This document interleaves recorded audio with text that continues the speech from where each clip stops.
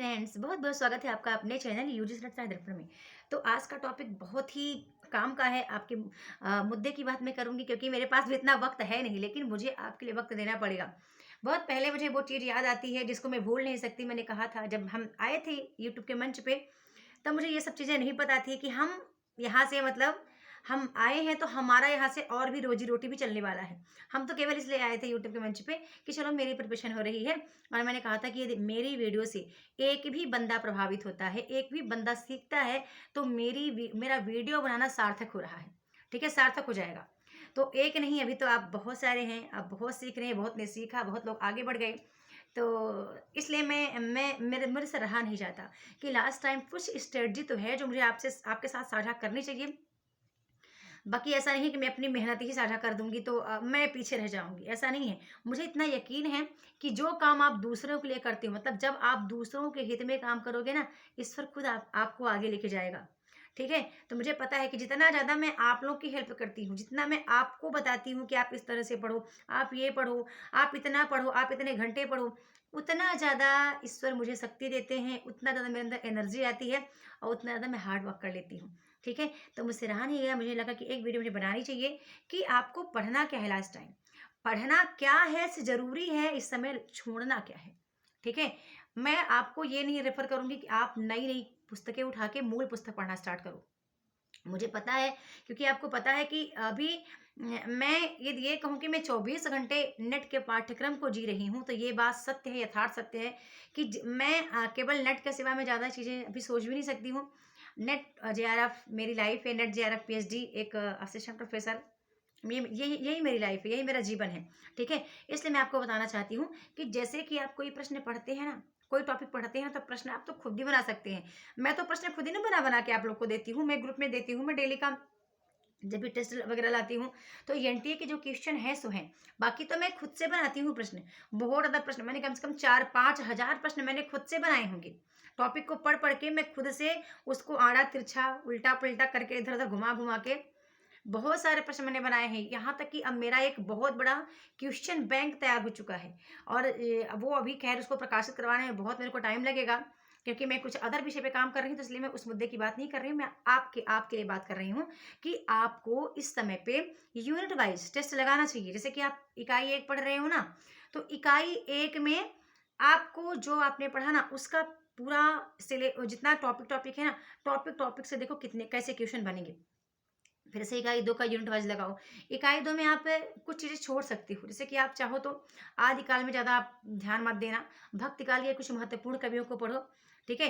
ये पढ़ने का तरीका भी आपके पास पीवाईक्यू ऑलरेडी मेंशन है, पीवाईक्यू में आपको पढ़ना क्या है। ऐसे ही रीतिकाल को बहुत ही शॉर्ट में पढ़ो आप। पढ़ना आपके लिए ज़रूरी है आधुनिक काल का गद्य खंड और पद्य खंड। जो प्रश्न आएगा अधिकतर उसी से आएगा, और आधुनिक काल का पद्य खंड भी उतने इम्पोर्टेंट जितना गद्य खंड है। क्योंकि गद्य खंड से आपको पता है हिंदी आलोचना से प्रश्न आएगा, हिंदी निबंध से प्रश्न आएगा, हिंदी गद्य की जो अन्य विधाएँ हैं, जो 6 विधाएँ लगी हैं, 6-7 विधाओं में से ज़रूर प्रश्न आता ही आता है।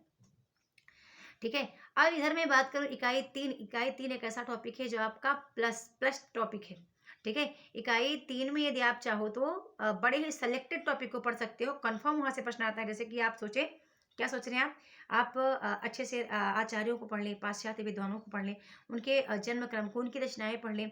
उन्होंने जो भी काव्य लक्षण, काव्य हेतु, काव्य प्रयोजन के लिए जो भी परिभाषाएँ दी हैं, या उन्होंने अपने सिद्धांत के संबंध में जो भी परिभाषाएँ दी हैं, उसको आप बखूबी पढ़ के रखें। कुछ चीज़ें हैं जो कि आपको इस तरह पढ़ना है कि लिख के पढ़ो आप, क्योंकि बिना लिखे रचनाएँ आप भूल जाओगे। और बात क्या है कि इकाई 5 से 10 सेलेक्टेड टॉपिक पढ़ने का मतलब है, मैंने बहुत बार अपने वीडियो पे आपको बोला है, बहुत ज़्यादा बोला है कि आपका एक ही टॉपिक छूटेगा। कौन-सा? मान लो संवाद वाला नहीं याद है तो कोई बात नहीं। आप कम पढ़ के भी एग्ज़ाम क्वालीफाई कर सकते हैं।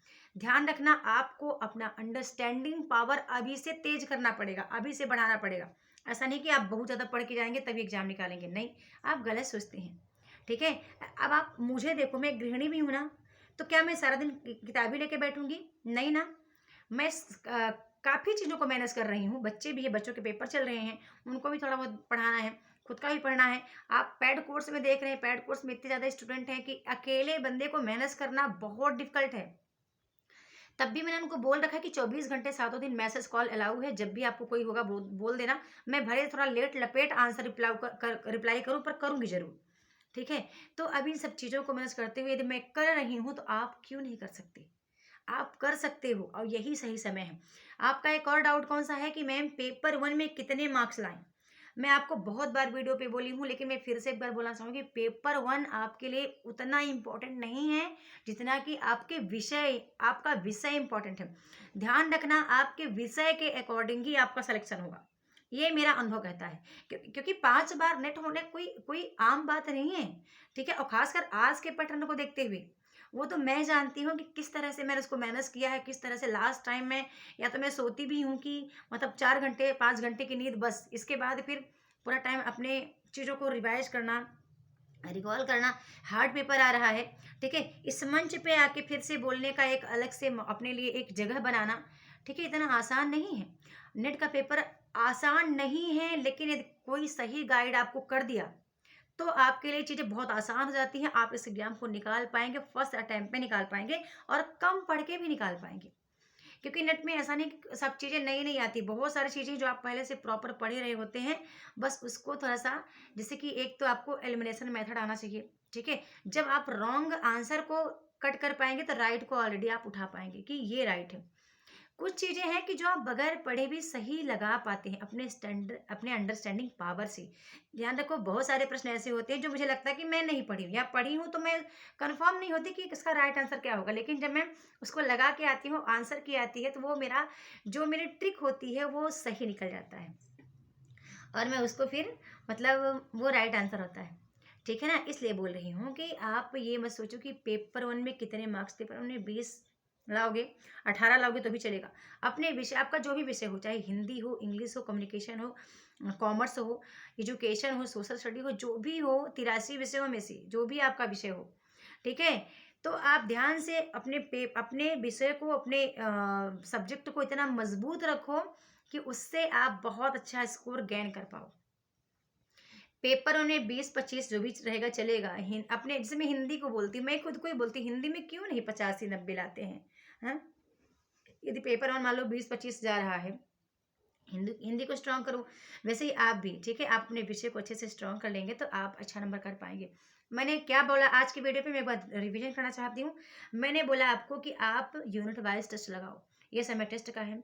इस समय कम से कम 6 से 7 घंटे आप टाइम दो पढ़ने के लिए। टाइम दोगे 6 घंटे तो मिनिमम आप दो ही, अधिकतम 7-8 घंटे जितना भी दे सकते हैं। लेकिन 6 घंटे मिनिमम आप दो। 2 घंटे या 3 घंटे पेपर 1 के लिए, और ऐसे 3-4 घंटे, ठीक है? 3-4 घंटे आप अपने हिंदी के लिए दो। ठीक है? प्रत्येक दिन टाइम टेबल डिसाइड करो, किस टाइम टेबल मैंने ऑलरेडी ग्रुप में बताया है, कोर्स वालों को कितनी बार बताया कि आप इस तरह से पढ़ो, मेरे टाइम टेबल के हिसाब से पढ़ो। साथ में एनालाइज करो, यदि कोई प्रश्न आपका गलत जा रहा है तो उस टॉपिक को फिर से एक बार आप रिकॉल करोगे। जब आप इस टॉपिक को रिवाइज करने जाओगे, फिर वो टॉपिक कभी नहीं भूलेगा आपको। यदि आपका गलत होता है प्रश्न, तो आप दोबारा उसको चेक करो कि गलत हुआ क्यों, क्या क्यों गलत हुआ, क्या आपने पढ़ा नहीं था, या पढ़े हैं तो कॉन्सेप्ट नहीं पता था, याद नहीं है, जो भी चीज़ें हैं ना, आप दोबारा फिर से एक बार जाके देख लिया करो। ठीक है? इस तरह से 2-3-4 बातें हैं आपके परीक्षा के दृष्टिकोण से बहुत महत्वपूर्ण हैं। और आप ये ना सोचिए कि हमें याद नहीं होता। आप जो सोचते हैं, आप गलत सोचते हैं कि आपको चीज़ें याद, हर किसी को इतना बड़ा सिलेबस कैसे याद रहेगा? कोई कह दे मेरे सामने आकर के, चैलेंज करे कि मैम मुझे पूरा का पूरा सिलेबस रट्टा मार के याद है, तो मैं कभी नहीं मानूँगी। ये हमारा जो अवचेतन मन है, आपने बीएड किया होगा, तो बीएड के दौरान आपने काफ़ी सारी चीज़ें पढ़ी होंगी, ठीक है? क्योंकि वो उसमें एक साइकोलॉजी, मनोविज्ञान जो हमारा विषय होता है, उसमें बहुत सारी चीज़ें हम देखते हैं कि यदि आपने एक झलक कोई चीज़ देखा है और वो आपके सामने फिर से आता है, तो आपका माइंड तुरंत रीड करता है कि नहीं, हमने इसको देखा था कहीं। वैसे ही पेपर में होता है, जब आप पढ़े होते हैं, तो ज़रूरी नहीं कि हर चीज़ आपके दिमाग पे रट्टा मार के याद ही हो, नहीं। वो रिकॉल होता है, तुरंत आता है माइंड में कि नहीं, इसका आंसर ही होगा। और क्योंकि आपको पता है, मैंने कहा है, मनुष्य से बड़ा कोई बुद्धिजीवी प्राणी नहीं है। मैंने कितनी बार कहा कि अपने आस-पास आप देखो एक बार, ऐसी कौन-सी वस्तु है जिसको किसी ने पशु ने बनाया हो? हुँ? किसी पशु ने बनाया, किसी पक्षी ने बनाया हो। केवल मनुष्य के सिवाय कोई किसी वस्तु का निर्माण कोई नहीं कर रहा है। ठीक है? और सभी के पास, जैसा प्लेटो कहते हैं कि सभी के पास एक ईश्वरीय, एक दैवी शक्ति है। जो आपके अंतर्मन को चलाती है, आपको चलाती है, तो ये सत्य है। और आप अच्छे से तैयारी करते रहो, आप पढ़ते रहो, आप डिमोटिवेट मत होइए। साथ में आप ना किसी की मत सुनिए। जो कोई कहते हैं ना नहीं हो पाएगा, 10 दिन बचा, 20 दिन बचा, नहीं हो पाएगा, बिल्कुल नहीं। आप संघर्ष करें और परिणाम आपका कर्म बताएगा, ठीक है। आपने जो संघर्ष किया है ना, वो रिजल्ट आपका निकल के आएगा। कहीं ना कहीं उससे आपको सीखने को मिलेगा, अनुभव ही मिलेगा कि अभी आपको और कितना करना था, ठीक है।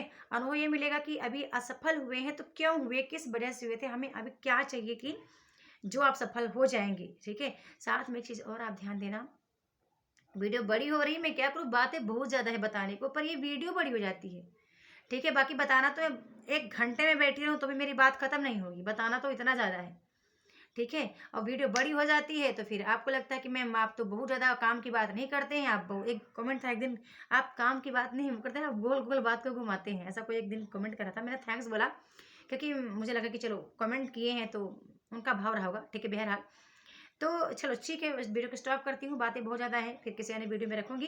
पर आप प्रॉमिस करो कि आप डिमोटिवेट नहीं हो रहे हो लास्ट टाइम पे, ठीक है। मेरी बात याद रखो, मैंने कहा है कि मेरा एक भी यदि बंदे को मेरी बात प्रभावित कर रही है तो उसको आप अमल करो। आप अच्छे से जो भी आपके पास हो लास्ट टाइम, ठीक है, उसको करते जाओ। यदि आपको लग रहा है कि आपके पास मॉक टेस्ट नहीं है, मॉडल पेपर नहीं है, तो आप मेरे वीडियो पे विजिट कर सकते हैं। मेरा चैनल वो क्या बोलते हैं, आप प्लेलिस्ट पे जाके दे सकते हैं, या तो आपको लगता है कि आपको पीडीएफ बुक चाहिए तो आप मेरे को व्हाट्सएप पे कांटेक्ट कर सकते हैं और मेरा जो भी मॉडल पेपर है वो ले सकते हैं, पीवाईक्यू ले सकते हैं और आप पढ़ सकते हैं, ठीक है। उसका बहुत छोटा सा शुल्क रखा गया है, उसको पे करके आप पढ़ सकते हैं, ठीक है। धन्यवाद।